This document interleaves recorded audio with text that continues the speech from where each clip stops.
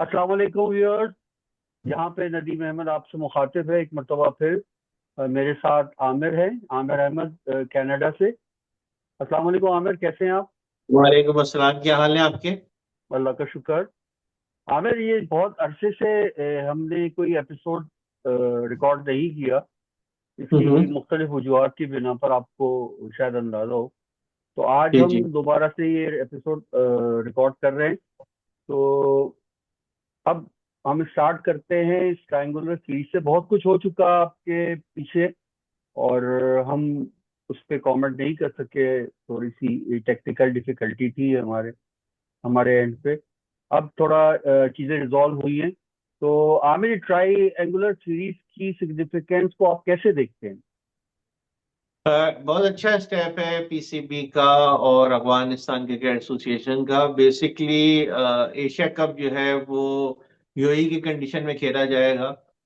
गो के शारजा में कोई मैच नहीं है, लेकिन एटलीस्ट आप कहते हैं कि मोर और लेस सिमिलर कंडीशन आप कह सकते हैं। गो के शारजा को थोड़ा सा एज हासिल ये है कि वहां पे थोड़ा सा स्पिन बॉलर्स के लिए ज्यादा मदद होती है।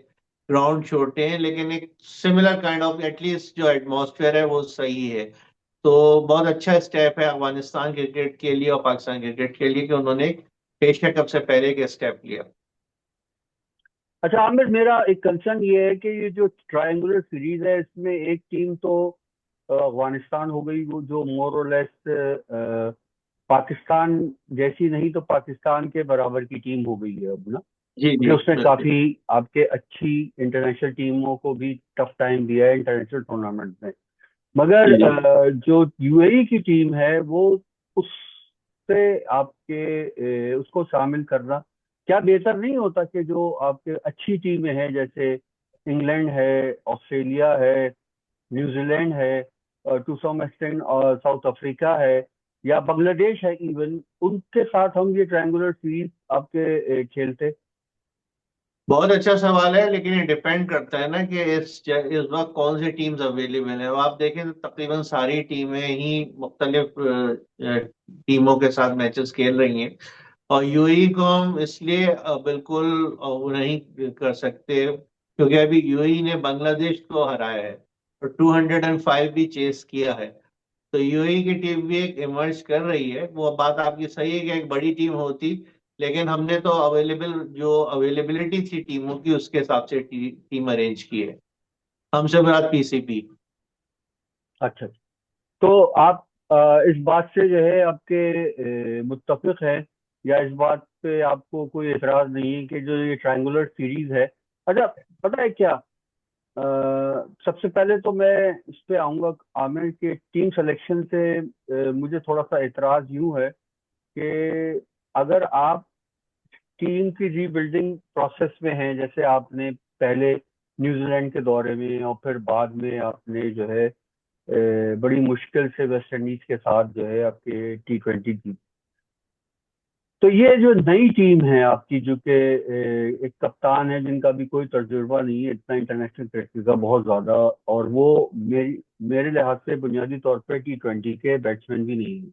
उनको मोर और लेस अगर आपको अगर ज्यादा खिलाना है तो वो टेस्ट टीम के लिए सुटेबल हैं, और जो है वनडे क्रिकेट के लिए तो सलमान अली गाजी। तो बिल्कुल आउट बिल्कुल। ऑफ द ब्लू आपने उनको उठा के जो है T20 का कप्तान बना दिया। और आपने जो दो आपके बहुत ही मंझे हुए और बहुत ही एक्सपीरियंस खिलाड़ी बाबर और रिजवान को जो है टीम से बिल्कुल ही आउट कर दिया। तो मुझे तो नहीं लगता कि किसी भी तरीके से टीम बिल्डिंग प्रोसेस में ये वाला स्टेप जो है वो कोई भी सूदमंद साबित होगा, क्योंकि हमने तो हिस्टोरिकली ये देखा है, कहीं भी कोई भी दुनिया की कोई भी टीम हो, पाकिस्तान हो या कोई भी हो, अ, एक सीनियर के साथ एक जूनियर ग्रूम करता है। अब चूंकि बिल्कुल ये सारी नई टीम है और इसमें जो जूनियर गलतियां करेंगे तो उनको बताने वाला मेरे ख्याल से सिर्फ डायरेक्टली कोच होगा, असिस्टेंट कोच होगा, और जो आपके दूसरे लोग टीम के साथ ट्रैवल करते हैं। इसमें कोई ऐसा खिलाड़ी नहीं है बैटिंग के पॉइंट ऑफ व्यू से जिसको आप कहते हैं मजा हुआ खिलाड़ी है। तो आप कैसे देखते बिल्कुल। हैं बाबर और रिजवान के एक्सक्लूजन को? देखिए, देखिए, मुझे जो बात समझ में आ रही है, बाबर और रिजवान का टीम से बाहर होना उनकी कारकर्दगी नहीं है, बल्कि उसके पीछे कुछ और पहलू हैं। जो अगर आपको याद हो कि ये दो प्लेयर्स थे जिन्होंने एक सेग्रोगेट बहुत बड़ी कंपनी थी उसके अगेंस्ट आवाज उठाई थी, और वो फिर बाकायदा फिर वो रिवर्स हो गया। और ऑब्वियसली जो एक इंटरनेशनल किसी भी जो बड़ा बड़ा ग्रुप होता है उसके खिलाफ आवाज उठाए तो उनकी भी अपनी लॉबी होती है।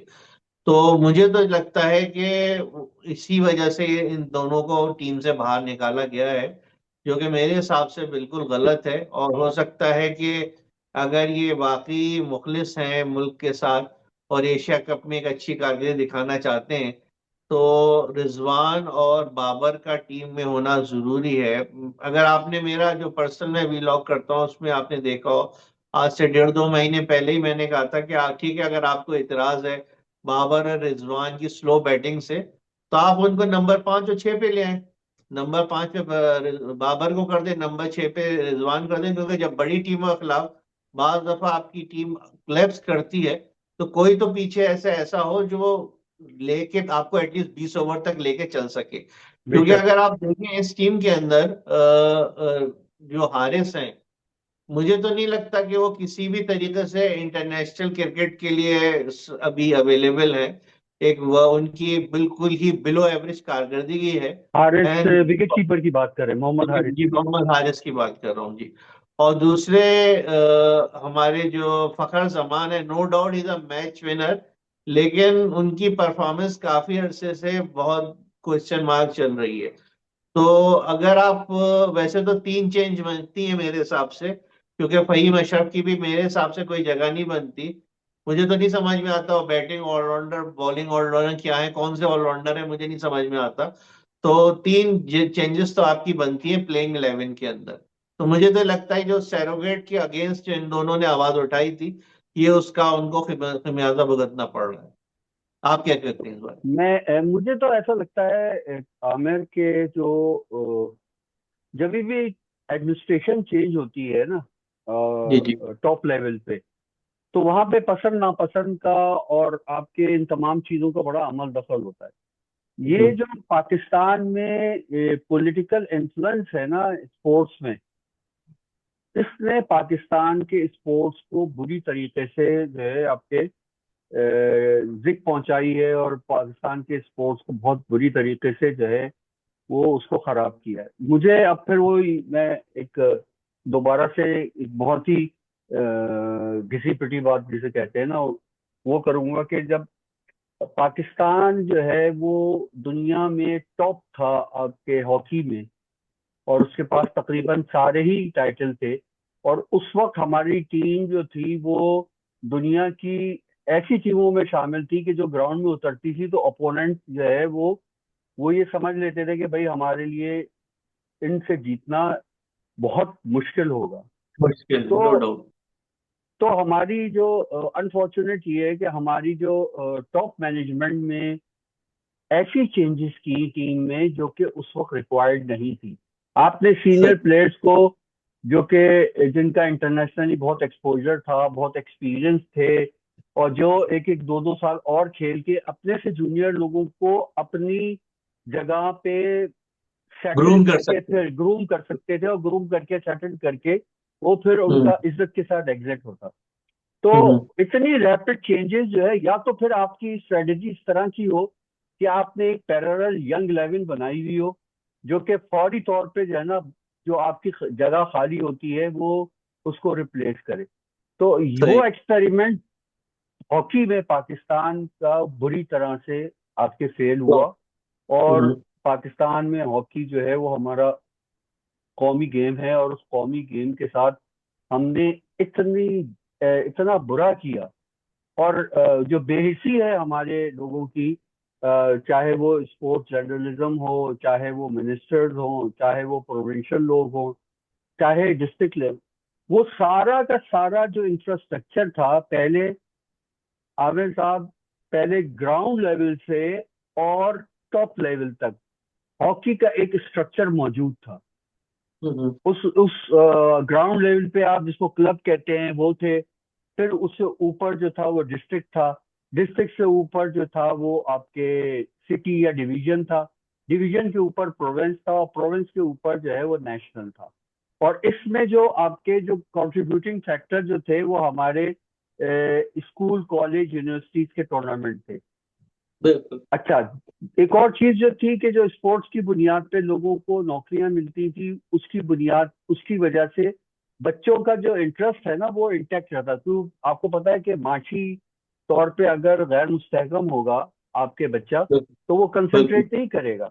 अगर उसको बिल्कुल ये सही लगता बात। है कि वो पढ़ते हुए जो है अपने घर को कंट्रीब्यूट कर सकता है, उसकी जो है ना खेलने के ऊपर जॉब है, तो वो पढ़ेगा भी और आपके खेलेगा भी। तो मेरे दौर में तो इस तरह से था कि लोग ना सिर्फ ये कि, क्योंकि उस वक्त भी जो है ना दो तीन टीयर की जो है आपके टीमें थी। एक जो थी वो जो सिटी से आपके रजिस्टर थी, जैसे KDA, KMC, KESC, आपके सही KWSB, HBFC, ये सारी टीमें और बहुत सारी टीमें, सुई गैस, ये जो है KHA से रजिस्टर्ड थी। तो इनके जो लड़के थे वो KHA के टूर्नामेंट खेल के ग्रूम होते थे, और उसके बिल्कुल अलावा ऑल पाकिस्तान टूर्नामेंट भी खेलते थे। तो अगर बिल्कुल चैंपियनशिप्स होती थी तो वो अपने, या तो अपने जो है ना आपके उसको सिटी को रिप्रेजेंट करते थे, या फिर वो किसी जो है आपके बड़ी टीम है जो कि PHF से रजिस्टर्ड थी, तमाम बैंक सही। थे, PIA थी, कस्टम थी। तो ये सारा जो बेसिक इंफ्रास्ट्रक्चर था ये इतना ज्यादा मजबूत इंटीग्रेटेड था, और इसकी वजह से इतने सारे लोग जो है आपके वो बरसरे रोजगार भी रहे, आपका टैलेंट भी आता रहा, और लोगों, मतलब एक बहुत बड़ी आपके पास पूल ऑफ पूल आपके ऑफ प्लेयर प्लेयर्स था। हुआ करते थे, हाँ, बिल्कुल बिल्कुल। अब वो इंफ्रास्ट्रक्चर तबाह और बर्बाद हो गया। क्लब हम्म, लेवल पे हॉकी नहीं होती, हम्म, स्कूल कॉलेज लेवल के ऊपर हॉकी नहीं होती, यूनिवर्सिटी लेवल पे बड़ी वाजबी सी हॉकी होती है। फिर हम्म, जबकि आपकी जो सिटी की और डिवीजन की टीम है उसमें इंतहाई से ज्यादा पॉलिटिक्स हो गई है। बच्चे पूल, मतलब जब ग्रास रूट लेवल पे पूल नहीं होगा, सिटी लेवल पे पूल नहीं होगा, तो जाहिर है फिर आपकी जो जो क्वालिटी प्लेयर है वो नहीं आए। क्रिकेट के साथ भी अनफॉर्चुनेट ये है कि यही सारा कुछ हो रहा है। आपको पता है कि डिपार्टमेंटल क्रिकेट खत्म हो चुकी है पाकिस्तान, यूसी के बाद से हमें प्लेयर्स मिलना भी बंद हो गए जो और बड़े उसी के अच्छे बाद से प्लेयर हैं। हमारे पास हम्म, प्लेयर जो है उनकी वो क्वालिटी नहीं आ रही जो कि बिल्कुल पहले आ रही। और हम्म, अब जो है एक एक दो परफॉर्मेंस के बाद जो है वो टीम में आ जाते हैं। अच्छा, मैं आपको एक बात बताऊं। जी जी आपको याद होगा कि पाकिस्तान में, हमें याद है कि कुछ प्लेयर ऐसे थे जो सारा साल मेहनत करते थे, क्रिकेट की बात। मैंने हम्म, रिजवानुर जमा और राशिद खान को बख्तियारी न्यूज सेंटर में सुबह 5 बजे बैठे देखा है। सही और बिल्कुल आप मुझे बताएं कि उनकी इतनी मेहनत थी, डोमेस्टिक क्रिकेट पे उनकी परफॉर्मेंस भी बहुत अच्छी होती थी, मगर बार बार डोमेस्टिक क्रिकेट पे अच्छी परफॉर्मेंस देने के बाद वो कब आए? रिजवानुर जमा वो मेरे ख्याल से 87 में। कलकत्ता टेस्ट, कलकत्ता में याद है वो आपके। 87 में जब हाँ, पाकिस्तान इंडिया गया था तब जी जी। इमरान खान गए थे। जी तो जी आप देखें ये सारे, मतलब आप मैं यकीनन वो 80 से पहले भी खेल रहे होंगे, तो उनकी कितनी मेहनत थी और कितना पेशेंस था और कितनी इंश्योरेंस थी उनकी। यहाँ तो भाई एक आपने इनिंग खेली और उसके बाद जो है ना PSL जो है वो एक डोमेस्टिक टूर्नामेंट है, उसमें आपने थोड़ी बहुत अच्छी परफॉर्मेंस की, आप नेशनल टीम में आ गए। ये कौन सा तरीका? नदीम भाई, इसमें मैं थोड़ा आपकी बात को ऐड करना चाहूंगा। इसमें दो तीन चीजें हैं। एक तो अगर हम हॉकी और पहले कंपेयर कर लेते हैं हॉकी और क्रिकेट को। हॉकी में अनफॉर्चुनेटली आईसीसी जैसी फंडिंग नहीं होती जैसे आईसीसी में होती है। वैसी फंडिंग हॉकी में नहीं होती। अगर मैं आपको ये बात लिख के कह दूं आज, maybe I am wrong, अगर आईसीसी की फंडिंग बंद हो जाए तो क्रिकेट का भी हॉकी जैसा ही असर हो जाएगा। क्योंकि ये अपनी हमारे अनफॉर्चुनेटली लोग स्पोर्ट्स में पैसा नहीं लगाते। ठीक है। डिपार्टमेंट क्रिकेट बंद हो चुकी है क्रिकेट के अंदर। और उसका सबसे बड़ा नुकसान ये हुआ है कि पहले एक बंदा जब क्रिकेट शुरू करता था तो उसको कोई भी PIA, Habib Bank, Allied Bank, UBL hire कर लेता था। 2.5-3 लाख की उसकी सैलरी शुरू हो जाती थी। वो भी खुश, उसके माँ बाप भी खुश, भाई बहन भी खुश। तो वो एक उसका एक पीस ऑफ माइंड, क्योंकि देखिए जब वो हमारी मोस्टली थ्योरी हो गई ना, जब तक आपकी पहली नीड पूरी नहीं होगी फिर आप सेल्फ एक्चुअलाइजेशन की तरफ कैसे जाओगे, ठीक है ना। बिल्कुल। तो बेसिक नीड लोगों की नहीं पूरी हो रही, डिपार्टमेंट क्रिकेट खत्म हो गई है, तो अब आ गए हैं शॉर्टकट। अब क्या होते हैं प्लेयर्स, जो रमजान टूर्नामेंट टाइप के टूर्नामेंट्स होते हैं जिसमें वैसे पैसे अच्छे होते हैं, टेप बॉलिंग टूर्नामेंट में उनकी उनकी सारी एक कोशिश ये होती है किसी तरीके से वो पीएसएल के अंदर आ जाए। Once they got into PSL, वो लीग क्रिकेट में आ जाए, और फिर उनको मुल्क से खेलने में भी कोई दिलचस्पी नहीं होती, क्योंकि अब आजकल लीग क्रिकेट में भी इतना पैसा है, कम मेहनत में ज्यादा पैसा, क्योंकि 4 ओवर उनके मैक्सिमम होते हैं, वैसे 2-3 ओवर भी करा सकते हैं, ठीक है। हम्म। मेहनत कम हो गई, तो पहले जो प्लेयर्स होते थे जो सारा दिन नेट पे 4-4 5-5 घंटे बॉलिंग कराते थे, वो चीज तो खत्म हो गई, उनको पता है हमने 4 ओवर करने, ठीक है, वो चीज हो गई। तो ये जो डिपार्टमेंटल क्रिकेट बंद हुई है, इसका बहुत बड़ा नुकसान हुआ है। और अगर ये फंडिंग बंद हो जाती है तो शायद क्रिकेट का भी हॉकी जैसा ही असर होगा। जहां तक आपने रिजवान की बात की, मोहम्मद रिजवान की बात कर रहा हूँ, एक पता नहीं लोगों को तो शायद जानते भी नहीं होंगे, ओपनर होते थे, शफीक रिजवानो अहमद कमाल। पापा होते थे, हसन जमील होते थे, एक अब्दुल रकीब होते थे, वो तो सारी जिंदगी बेहतरीन परफॉर्मेंस करते रहे, आई थिंक वो एक भी इंटरनेशनल मैच नहीं खेल सके थे।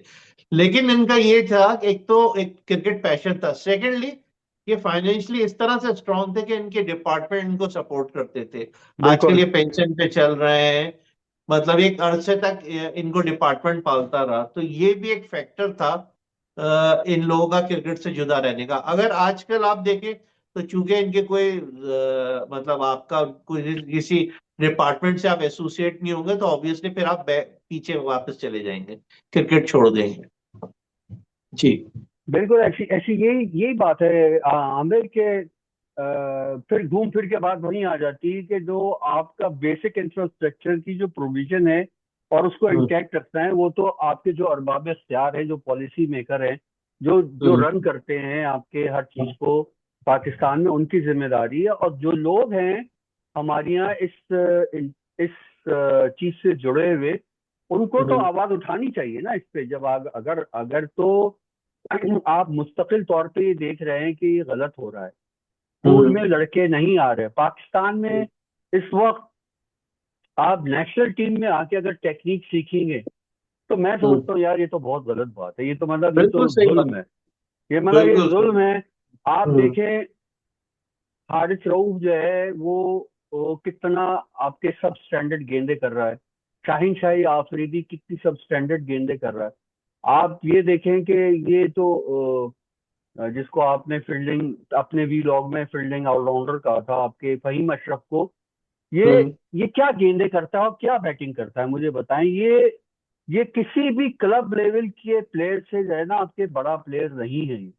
और मुस्तकिल ये जो है आपके भाई, आप किसी तो परफॉर्मेंस की बुनियाद पे, आप कोई तो परफॉर्मेंस हो आपके, वो जो है आपके उसकी बुनियाद पे आप टीम में हो। तो ये अनफॉर्चुनेट ये है कि हमारी जो टीम है वो ग्रेजुअली तीनों शोबों में, हम्म। फील्डिंग, बैटिंग और आपके बॉलिंग, उसमें हम्म। ग्रेजुअली हमारी तनज्जुली हो रही है। हमारे पास पहले सिर्फ एक शोबा ऐसा था जिसमें हम लैग करते थे, वो थी फील्डिंग। वरना फील्डिंग बिल्कुल। हमारी वरना हमारी बॉलिंग दोनों जो है हम्म। ना आपके इंटरनेशनली, जो आपके इंटरनेशनल लेवल पे जो रिक्वायर्ड होती है उस जैसी थी। अनफॉर्चुनेट है। और अब आप देखें अनफॉर्चुनेट। ना पाकिस्तान में, आप किस फास्ट बॉलर को आप कह सकते हैं कि, सॉरी टू से, जो भी मतलब फैंस हैं इस वक्त जो पाकिस्तान के एग्जिस्टिंग बॉलर हैं, मुझे तो नहीं लगता कि वो कोई भी वर्ल्ड क्लास इस वक्त आप कह सकें। इनका दौर गुजर चुका है। शाहीन आफरीदी, और जब इनका इंजरी नहीं हुई थी उससे पहले नो डाउट बहुत अच्छे बॉलर थे। लगभग अब इनके अंदर मैं तो नहीं समझता कि अब इनको, मतलब अब तो कोई चॉइस नहीं है, इसलिए अब लेना मजबूरी है। लेकिन वी हैव टू, एक तो ये कि अपना इंफ्रास्ट्रक्चर सही करना पड़ेगा, डिपार्टमेंट क्रिकेट को रिवाइव करना पड़ेगा। आपका एक मार्केटिंग डिपार्टमेंट है, आपका एक अच्छा, बहुत अच्छा आपको बजट मिलता है आईसीसी से, तो आप उसमें डिपार्टमेंट के साथ आप एक पार्टनरशिप करें कि भाई आप डिपार्टमेंट में क्रिकेट के में लोगों को लें, नए टैलेंट को लें, ताकि उनका मुस्तकबिल महफूज हो, और फिर वो कोशिश करें कि आप 5 डे क्रिकेट को ज्यादा रिवाइव करें, मतलब ये टेस्ट क्रिकेटर्स ज्यादा बनाए, बजाय कि टी ट्वेंटी से आपके वैसे भी क्रिकेटर्स तबाह हो रहे हैं। एक छोटा सा शॉर्टकट है, 4 ओवर, मैक्सिमम 7-8 ओवर की बैटिंग। इसमें आपका ना टेम्परामेंट यूज होता है, ना वर्ल्ड क्लास प्लेयर के अलावा। तो ये इनको सोचना चाहिए, अगर ये मुल्क के साथ मुखलिस हैं, कि पैसा बजाय कि अपने हर टूर पे बीवी बच्चों को हर जगह पे ले जाना वो जरूरी नहीं है। आपका ये काम ये है कि आप अपनी डिपार्टमेंट क्रिकेट को रिवाइव करें, ताकि आप पूल ऑफ प्लेयर्स आपको मिल सके। बिल्कुल सही है। तो आने वाले एशिया कप में आमिर, हम्म। क्या प्रोस्पेक्ट है हमारे जो है, अगर हम इसी टीम के साथ जाते हैं या इस टीम में एक दो एडिशन होते हैं? क्योंकि मुझे तो अगर हम वन बाय वन देखें तो बैटिंग के शोबे में कोई डेप्थ नजर नहीं आती। शाइम हम्म। अयूब, अनफॉर्चुनेट ये है कि इतने टैलेंटेड होने के बावजूद वो सीधे नहीं हो रहे। वो सही। सीधे नहीं हो रहा है, वो उनका ना सर झुक रहा है, ना उनके अंदर कोई जो है तब्दीली आ रही है। एक बात जो मुझे जो है वो सबसे ज्यादा खलती ये है कि जैसी टीम में आते हैं मोटे होना शुरू हो जाते हैं, वेट बढ़ना शुरू हो जाता है। यार एक स्पोर्ट्समैन का जो आपके वेट है, आप सोचें कि पहले जो आपके हमारे कोई भी, मैं कहता हूँ पहले तो क्लब लेवल के क्रिकेटर्स और हॉकी प्लेयर्स और स्पोर्ट्स पर्सन जो है ना, अब जितना उनका टेन्योर होता था ना, उन्होंने अगर 10 साल खेला है, 12 साल खेला है, 15 साल खेला है, 20 साल खेला है, तो उनके वेट में ना प्लस माइनस 3 किलोग्राम का फर्क पड़ता था। ये नहीं होता कि अभी वो जो है ना आपके 60 केजी के हैं, अगले साल वो 62 केजी के हुए, उससे अगले साल वो 65 केजी के हुए, उससे अगले साल वो 70 केजी के हुए। और उसके बाद जो है वो आपके वो ऐसे हो गया कि आप उनको ग्राउंड में देखें तो आप ये कहेंगे भाई ये क्या हो गया इनको। तो अगर आप अपनी फिटनेस का ख्याल नहीं रखेंगे तो आप किस तरह के स्पोर्ट्समैन हैं, मुझे बताएं। साइम देखिए ये। अयूब, सुफियान मुकीम, हम्म। ये कितने दुबले होते थे यार, कितने हम्म। अच्छी इनकी बॉडी थी, और इनकी उम्रें क्या हैं।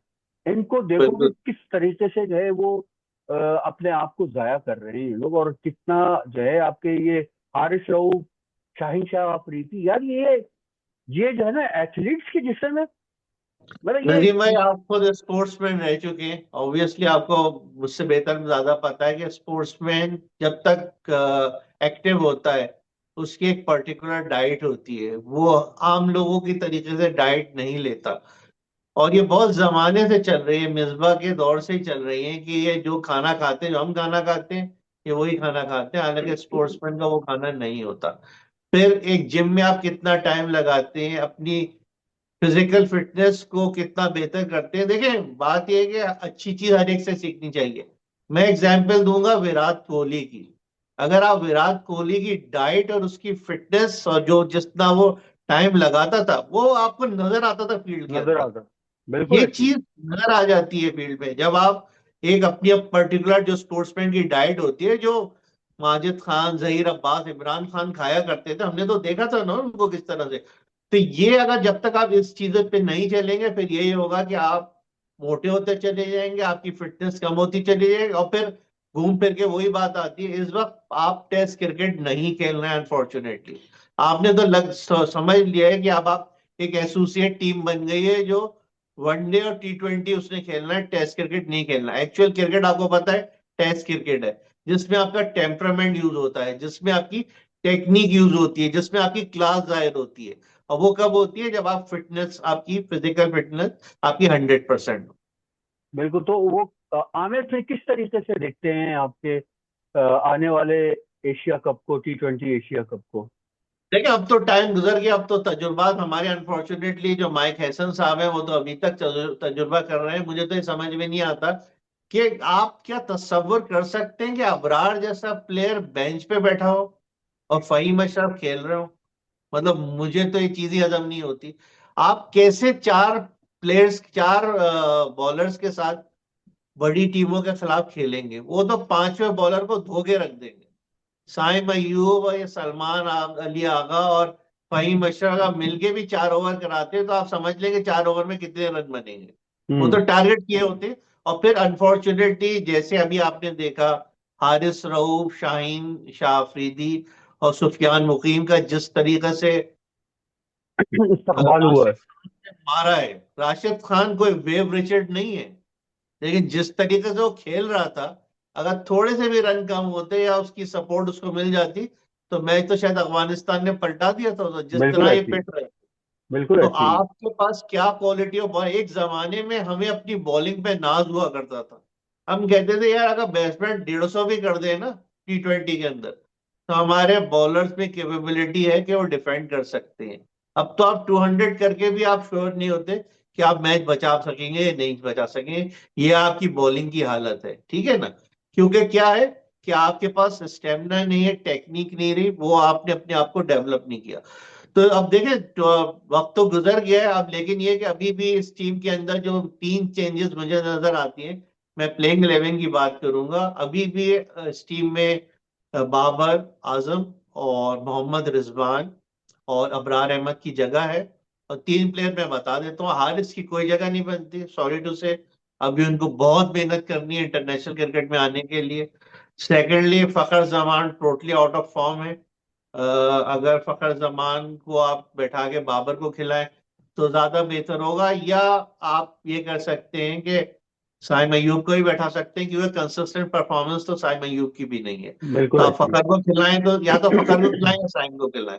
बाबर आजम तो लाजमी है आपके पास, खिलाएं उसको पीछे आप 5वें नंबर के ऊपर बाबर को, ठीक है ना। नहीं, चार तीन पे पे भी मत ठीक है, चार पे है। भी ठीक है, चार पे भी ठीक है बाबर। 4 पे भी ठीक है, लेकिन अब वो जैसे मॉडर्न क्रिकेट ये बात है, आप पहले भेज दें 4 प्लेयर्स को जो जाके अटैक करें। सक्सेसफुल हो जाता है वेल एंड गुड, नहीं हो तो बाबर और रिजवान संभाल लेंगे 5वें 6ठे पे। और बाकी पीछे आपको एक अबरार चाहिए सुफियान के साथ, स्पिन जोड़ी के साथ। और तो मेरे हिसाब से टीम बनती। अब मसला ये आता है, ये लोग डरते हैं कि क्या हम 2 फास्ट बॉलर के साथ जाएंगे। थोड़ी सी बात तो ट्रिकी है कि टीम का बैलेंस अनबैलेंस हो जाएगी आपकी टीम 3 स्पिनर और 2 फास्ट बॉलर के साथ। लेकिन अगर आपका तीसरा बॉलर ही कोई इतना अच्छा नहीं है, जैसे मार पड़ रही है, तो आपके पास चॉइस क्या है। अबरार आपका शुरू में पावर प्ले में ओवर करता है, आप उसको 2 ओवर करवा सकते हैं अबरार को पावर प्ले के अंदर। इवन आजकल तो वो भी बहुत अच्छी गेंद कर रहे हैं, जो हमारे मोहम्मद नवाज। मोहम्मद और नवाज, वो भी पावर प्ले में करते हैं। तो हम निकाल सकते हैं ये टीम को। तो मेरा तो ये ख्याल है कि अभी भी इस टीम में प्ले लाइन में 3 चेंजेस की जा सकती हैं। आपका क्या तो ख्याल है? मेरा ख्याल ये है कि आमिर, यह जो भी हमारा आपके क्रिकेट का जो स्ट्रक्चर है, मेरे जहन में एक सवाल ये घूमता है कि जब इन लोगों को इतनी ज्यादा फैसिलिटीज दी जा रही हैं और जब ये उसमें आ जाते हैं, सर्किट में आ जाते हैं, तो ये अपने को ग्रूम नहीं करते। अगर आपको याद हो आमिर, तो वसीम अकरम एज ए बॉलर आया हम्म। और वसीम अकरम की जो बैटिंग थी विद टाइम कितनी इंप्रूव हुई। मतलब बिल्कुल। वसीम ने आपके 50 भी किए, 100 भी किए, वसीम अकरम ने क्रिटिकल वक्त में 40 भी किए। और अक्सर जो है ना, वसीम अकरम और हमने तो विटनेस किया था, याद होगा आपको, कलकत्ता में आखिरी बॉल थी, विव रिचर्ड गेंद कर रहा था और आपके 4 रन चाहिए थे और इमरान ने उसको कहा था कि तुम सिंगल लेके आ जाना, और वसीम हम्म। अकरम ने छक्का मार के मैच खत्म कर क्या दिया बात, था। आप तो, नेहरू कप की बात कर रहे नेहरू कप की बात। तो आमिर, हैं? बात ये है कि ये जो बॉलर्स हैं ना, ये अच्छी हम्म। ढंग की गेंद करते हैं, ना ये डिपेंडेबल बैट्समैन है।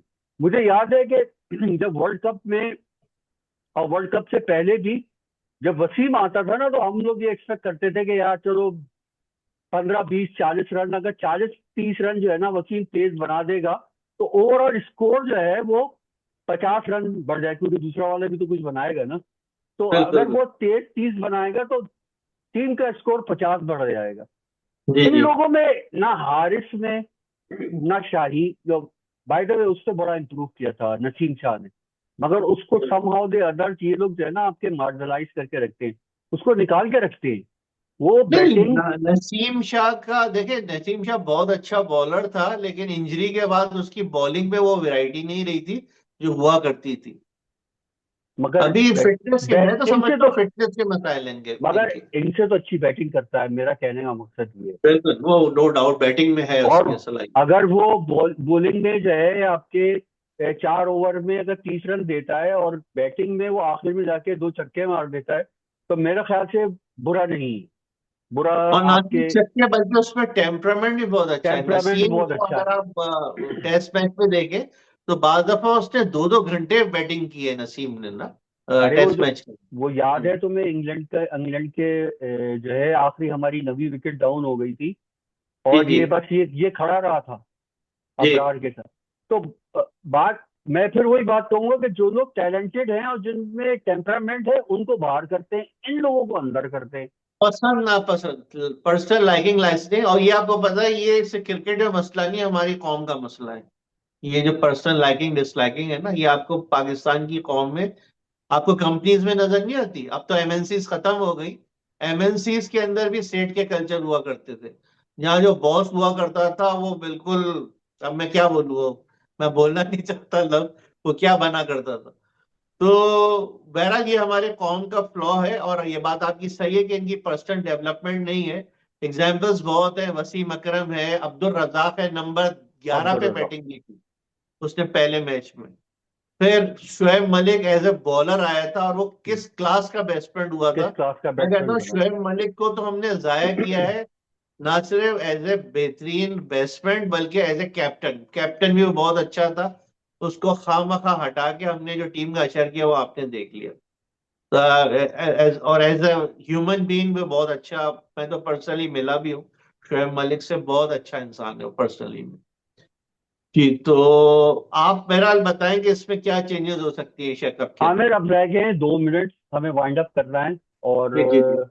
अगर आखिरी तुम कुछ आपके ऐड कर दो उसके आने वाले जो वर्ल्ड कप है T20 का, उसके हवाले से 1-2 जुमले बोल दो, तो फिर मैं इसको साइन ऑफ करूं, फिर अगले अगले एपिसोड में मिलेंगे इंशाल्लाह। मैं बहरहाल मैंने तो बोल दिया कि कौन सी 3 तब्दीलियां होनी चाहिए, जो मुझे लगता है करेंगे नहीं। बाकी आप बता, आप वाइंड अप कर लीजिए। ये करेंगे नहीं वो तीन तो तब्दीलियां। नाज़रीन, ये एक हमारा बड़ा कैंडिड आपके एनालिसिस था। कामरान आज मसरूफ थे थोड़े से, तो वो आ नहीं सके। उनको कॉल की थी तो उन्होंने कहा माजरत कर ली कि मैं आज इस वक्त अवेलेबल नहीं हूँ। नेक्स्ट एपिसोड में इंशाल्लाह वो होंगे। आप लोगों से दरख्वास्त ये है कि इस वीलॉग को ज़रूर देखें, क्योंकि आपका अपना वीलॉग है। आप इस पे कमेंट्स करें। अगर आपको इसको लाइक है तो लाइक कर दें, और बेल आइकॉन को अगर आप प्रेस कर देंगे, तो उससे आपको जो हमारी जो भी वीडियोस हैं वीडियो वो है आपको उनको मिल जाएगी, और शेयर भी ज्यादा से ज्यादा करें शेयर ताकि भी कर हमारी दें। पहुंच सके। अच्छा, वो इसलिए जरूरी है कि जो जो बात है वो पहुंचनी चाहिए, जो कंसर्न है वो पहुंचना चाहिए। अगर आप कमेंट्स करेंगे तो इंशाल्लाह फिर उन कमेंट्स के जवाब में मैं और आमिर और कामरान, हम और चीज़ों को एम्फेसिस करेंगे। अगर आपके कोई सवाल हैं तो वो सवाल भी करें। और बाकी एंड में हम यही दुआ कर सकते हैं कि भाई पाकिस्तान में चीज़ें उसके मेरिट के हिसाब से हों।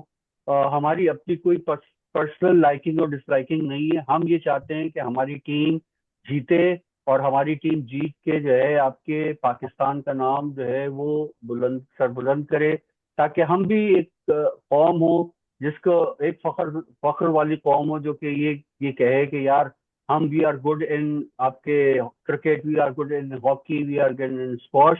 आपको याद होगा कि जब जहांगीर खान और जानशेर खान, और इवन उससे पहले भी जो है आपके कमर जवान थे, हाशिम खान थे, जो हमारी जो स्पोर्ट्स की लेगेसी है वो बहुत बड़ी है, बहुत ज्यादा ब्राइट है।